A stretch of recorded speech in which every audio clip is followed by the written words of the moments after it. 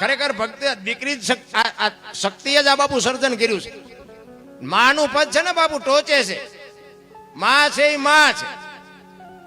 સમર્પણની મૂર્તિ બાપુ, મમતાનો માં સાગર જેને કહેવાય એવી માં.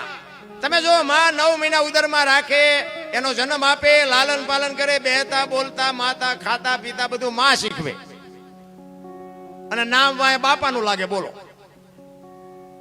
માનું ન લાગવું જોઈએ. માનો ભોગ છે એટલો બાપનો નથી, બધાને ખબર છે. એમાં હું આવી જાઉં ને, ફલાણા ભાઈ જોઈએ, ફલાણા ભાઈ ફલાણી માં, એવું ન હોય. માએ સમર્પણ કરી દીધું કે એની વાહે એના બાપાનું રાખો. કે શું કામ? કે આ દારૂની કોથળીઓ તોડીને ધૂળીમાં માથું ગાલીને પીડ્યો હોય, કોક એમ કે આ કોનો છે, ફલાણી માનો છે, એમ કે છે મારા ખોળી એમ જીવ નહીં રહે, એની વાહે એના બાપાનું રાખો. આ સમર્પણ છે, ત્યાગ છે. રામ માં જેટલો ત્યાગ બાપુ આ દુનિયામાં દીકરી અને એક સંત, આ બે જ વ્યક્તિ દુનિયામાં ત્યાગ કરી શકે. બાકી કોઈને આ તમે કદાચ આ 5000 રૂપિયા ઉડાડી જાવ કે ત્યાગ ન કહેવાય. એ તો તમારા આટલા બધા માણસ સારું દેખાડવું એટલે ઉડાડતા હોય. હા, ત્યાગ તો બાપુ દીકરી કરી શકે. 18 વર્ષ સુધી બાપના ઘરે રહ્યા પછી બાપ દીકરીના લગ્ન કરે ને, હરાપ કાચડી ઉતારીને વ્યો જાય, એમ દીકરી વહી જાય કે હવે આ ઘર મારું નથી, દીકરી કહી શકે. 50 વીઘા જમીન હોય, 2 ભાઈ હોય ને, 25 વીઘાના 2 ભાગ પાડે, પણ દીકરી કોઈ દી કોર્ટે ચડીને કીધું નહીં કે મારા બાપાએ મારા ભાઈને વેચી દીધું, મને કાંઈ ન હોય. એવું આજની તારીખમાં દીકરીએ કીધું નથી. આનું નામ સમર્પણ કહેવાય.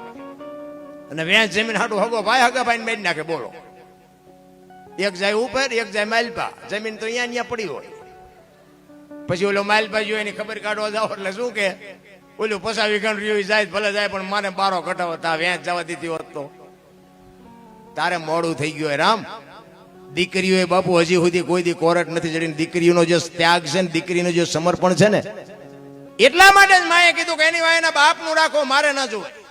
અને હારા દીકરા છે એની વાય માનું લાગે. હનુમાનજી કોનો, અંજનીનો, કર્ણ કોનો, કુંતીનો, ભીષ્મ કોનો, ગંગાનો, શિવાજી કોનો, જીજાબાઈનો, ગાંધીજી કોનો, પુતળીબાઈનો. હારા હારા માના બગડેલા બાપાના. માં જો ઉપર બેઠી છે, જામ જાઓ, આરાસુર જાઓ, પાવાગઢ જાઓ, ચોટીલા જાઓ, બધે માં ઉપર બેઠી. શું કામ? મારા સંતાનની નજર રે. બાપા બધા ભોંયરામ છે, તંબકેશ્વર ને રફાળેશ્વર ને ભોંયરેશ્વર ને રિયા સલમુ દાબે.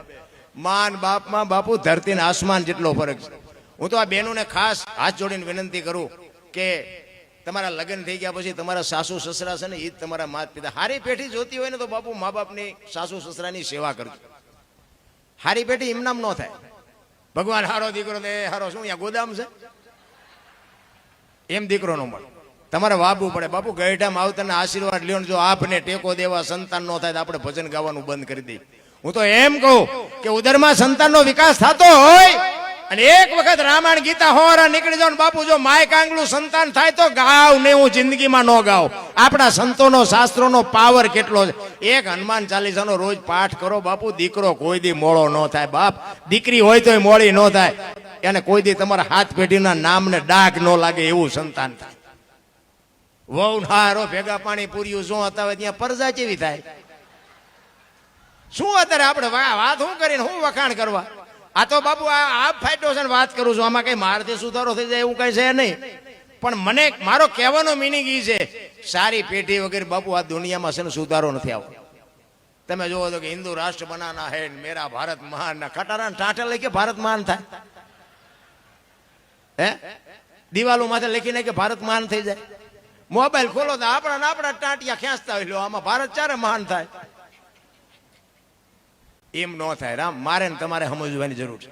અમે આટલા બધા પ્રોગ્રામ કરીને એમાં ભૂલ અમારી જ્યાં આવે એ હાટું બેઠા હોય. બોલો અમુક એટલે અમે આ કોઈને ગાળું દેવા આવ્યા છીએ.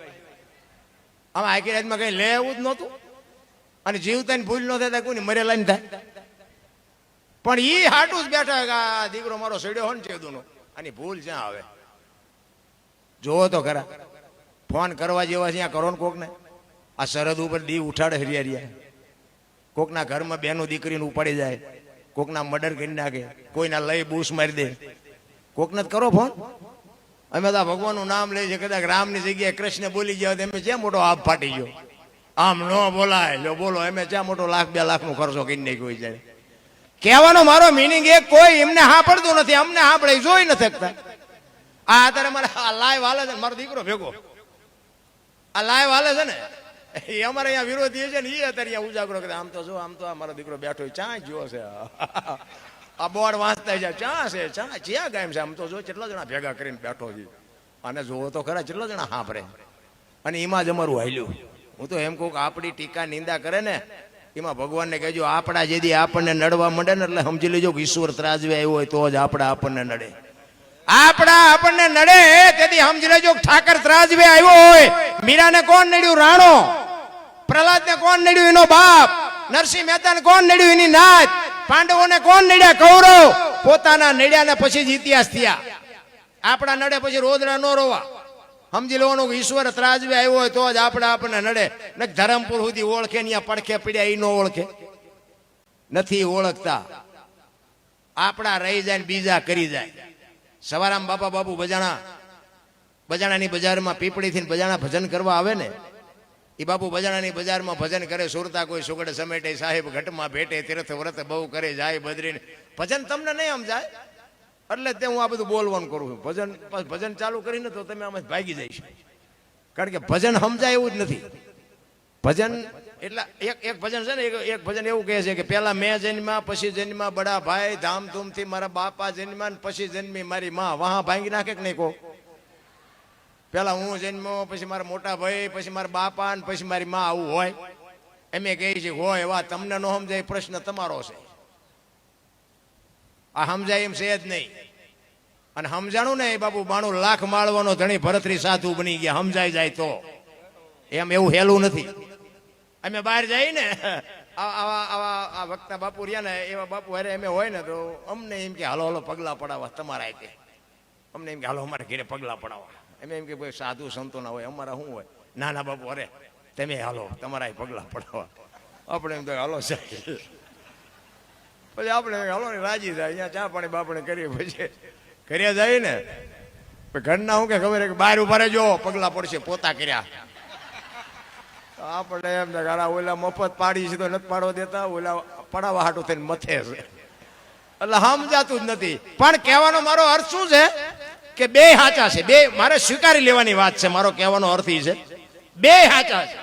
આ પગલા પડાવે છે ને એ સાચા છે, ઘરે પગલા નથી પાડવા દેતા ને એ સાચા છે. સ્વીકારી લેવાની વાત છે ને કે અહીંયા દેકારો ન કરાય. હાલ તો અમારી ભેગી અમને 10 જણા પગલા પડાવે છે એ ડખો ન ઉભો કરાય. કારણ કે તમે એક દી જ પગલા પડાવવાનો છો. ઓલા 3 60 દી રોટલા બનાવી દે એટલે એ કે એ કરવું પડે. પણ સમજાતું નથી. કહેવાનો મારો મિનિંગ શું છે? સમજાતું નથી. સ્વીકારી લ્યો. તમે જે પરિસ્થિતિમાં છો ને એને સ્વીકાર. અત્યારે વરસાદ આવે કોઈને ગમતો નથી પણ કોઈથી રોકાય એવું છે? સ્વીકારવું જ પડે. અમારે હમણાં 3-4 પ્રોગ્રામ ફેલ થયા. ફોન આવે એ ડોમ ઉડાડી દીધો, આવતા નહીં. સ્વીકારવું પડે.